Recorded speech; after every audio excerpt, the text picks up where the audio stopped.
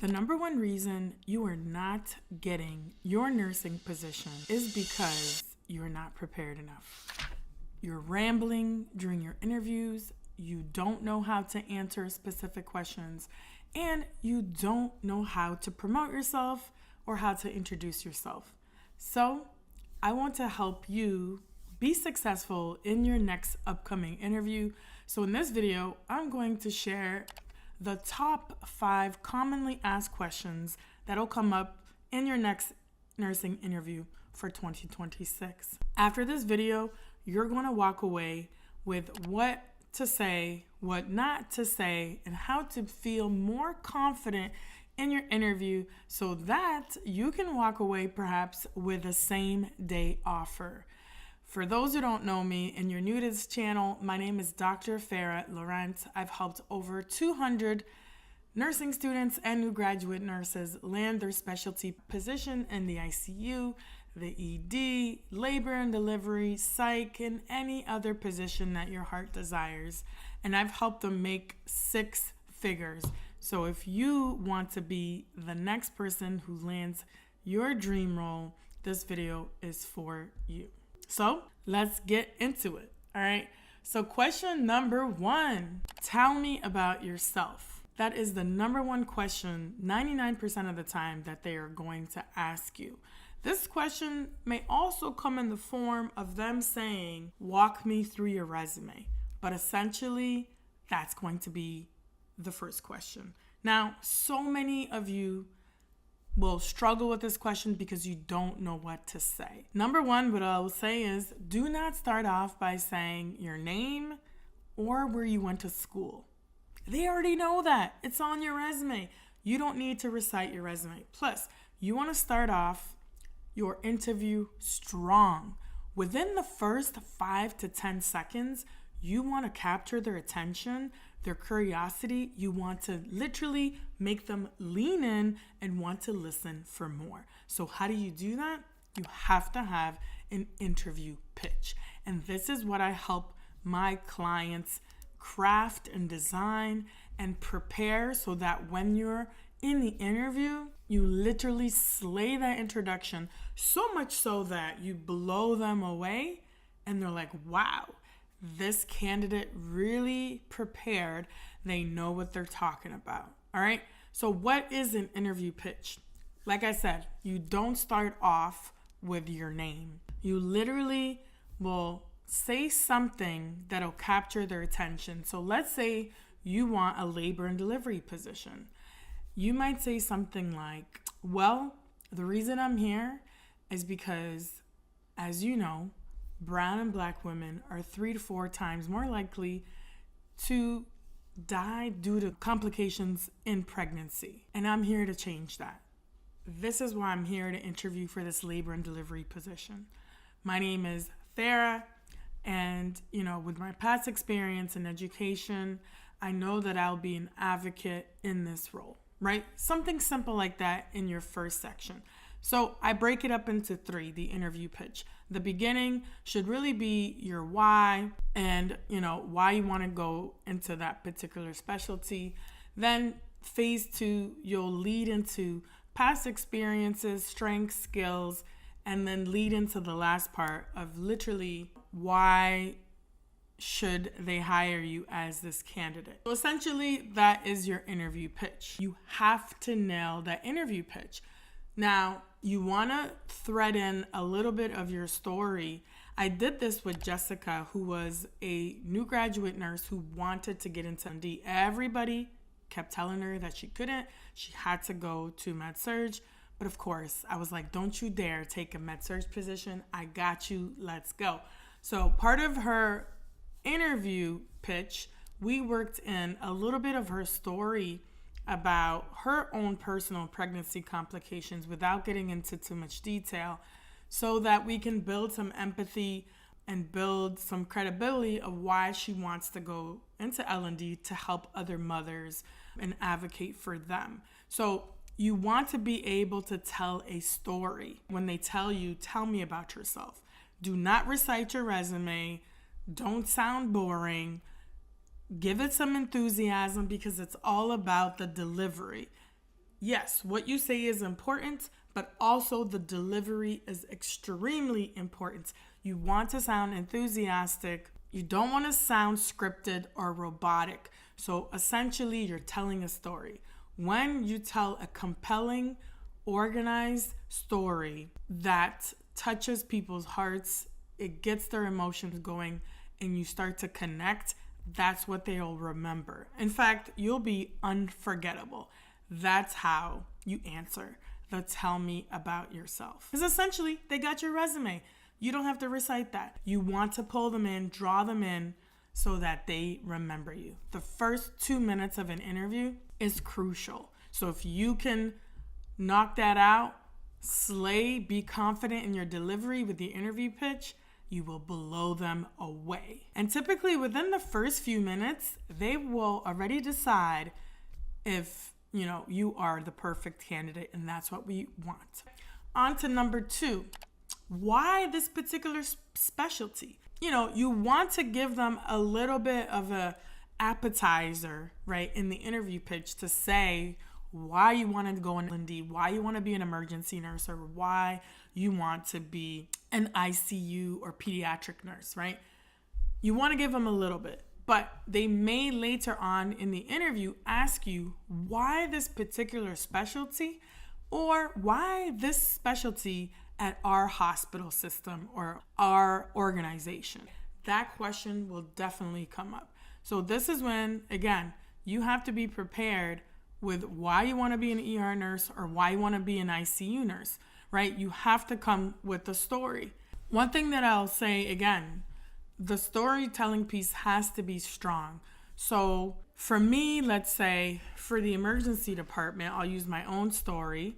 You want to really capture what you bring to the table and why you're interested in that specialty. So for me, it was the emergency department. I used to watch Trauma Life in the ER. Everybody can relate to that show, especially if you're applying for an emergency position, they will be familiar with that show. So that might break the ice a little bit. Then I will say, I feel like I belong in the emergency room because as a nursing student, I actually got pulled into a trauma and a critical care patient. I was asked to perform CPR, and that's when it hit. That's when I knew that I wanted to be an ER nurse. That moment, you have to capture the essence, the emotions that you were feeling, the excitement, and that's what I brought to my interview. I started doing CPR, and I knew, I was like, this is what I'm meant to do. I'm meant to save lives. The passion has to come out. If you don't sound passionate during the interview, forget about it. You are not going to get the position. So talk about the passion, what you bring to the table, and have a compelling story of the moments that you felt like you knew that was your specialty. Another time, one particular client, I remember we worked on describing the feeling of her being in the labor and delivery room and seeing her first birth. She described the feeling she felt, the overwhelm, and how she wanted that experience every single day at work to be able to be there to support these mothers, because she described the miracle and that special feeling she felt every single day. And another one comes to mind is Emily. She wanted to be a NICU nurse. She came to my free webinar and we ended up working together after. And actually, she's the biggest success story I have. Within a week of us working together, just 1 week, she crushed her interview within that 1 week and was offered a NICU position. Just 1 week of us working together. And she came to my webinar and learned about how to be more confident. So she basically told the story of how her and her preceptor really connected on the NICU unit. And before she left her preceptorship, the NICU nurse had given her a little diaper, baby NICU diaper, and also a NICU blood pressure cuff. And she kept that with her. And her preceptor kept in touch with her and said, you're meant to be a NICU nurse, so keep this as a reminder of where you're meant to be. She shared that story in the NICU interview, and she also got her NRP the morning of.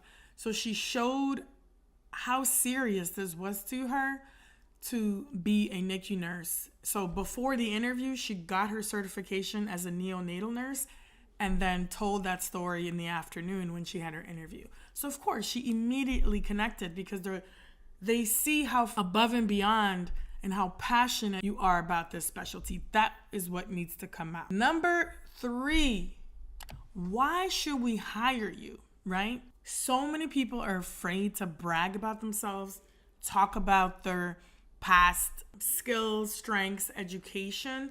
You have to let that shine. When they say, why should we hire you? You should be instantly ready to answer that question. Not like, let me think about it. Like, no. Because if you have any ounce of doubt or hesitancy, they're going to see it in your mannerisms and your facial expressions. So you better be ready with precision to answer that question. And essentially, it has to do with what you can do for them. A lot of new nurses make the mistake of saying, oh, well, NYU or Stanford is one of the best hospitals, and I feel like I'm going to learn so much from this particular hospital, and it's going to be a great experience for me. Stop with that. You have to tell them why they should hire you and what you're going to bring to the table. So flip the script, right? Everyone's going to say how great the organization is. That's not why they should hire you. So you want to brag about yourself, your skills, and what you bring to the table. One of the biggest things that people forget about is just basically describe how you genuinely care for patients. That's number 1. How you'll go above and beyond for them. How you'll advocate for them. How you'll be part of the team and you'll create a positive, healthy work environment because people want to work with people who are positive and fun, helpful, collaborative. And then lastly, how you're going to impact patient experience. How are you going to listen to patients and their family members? That is the most important part of the patient experience, which is the customer service piece, right? If you can highlight some really great stories of how you went above and beyond for a patient, and I'm not talking about just, oh, I went and brought them a blanket. No. Get deep into the patient experience and how you are aware of the metrics that go along with patient experience. And not only is that really shaping the experience of the patient so they have a wonderful experience and stay, yes, safe care, yes, quality care, but they will remember how you made them feel, how you were attentive, and how you anticipated their needs before they even asked you a question, how you explained procedures or what was next to reduce their anxiety. That's what they're looking for. Beyond the clinical skills, beyond giving medications, nursing at the core is connecting with patients, making them feel at ease and comfortable in their most vulnerable time. If you can demonstrate and articulate that, it's over. You got the job. That's why they should hire you. So if you want to learn more about the ins and outs of how you can slay your next interview, walk in with confidence and be bold, you got to come to my next webinar. My webinar will give you more strategies, more frameworks on how to be successful in your next interview. And I'm not talking just fluff. This is real world examples and real tangible skills that you'll walk away when you come to this free webinar. So check out the link below so that you can sign up for the next webinar. You want to get in early before it's full. Once it's full, that's it. You got to wait to the next one. So you don't want to miss out. You want to sign up now. And I don't hold back.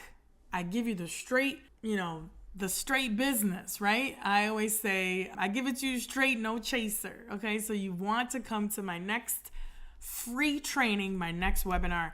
Link is below. Also, please subscribe to this channel. You don't want to miss out, other great episodes. The other question, number 4, is where do you see yourself in 5 years? I almost don't really like this question, but so many people love to ask this question. And really the way you want to answer it, it's kind of tricky. They want to make sure that you stay with the organization.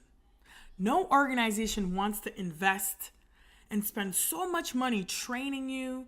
And as you're transitioning into that role, right, it could take about a year for them to really pour into you. So they don't want to hear that, oh, in 2 years, I want to go back to school and take off and go somewhere else to another unit, right? You want to reassure them that you want to stay in their organization, stay in that particular unit, and grow within that unit and stay in their organization. You want to give them that reassurance. So how do you say that? You will say something like, I would love to see myself here in the ICU, getting further certifications, increasing my education, perhaps being a preceptor and giving to the next generation of nursing students by being a preceptor.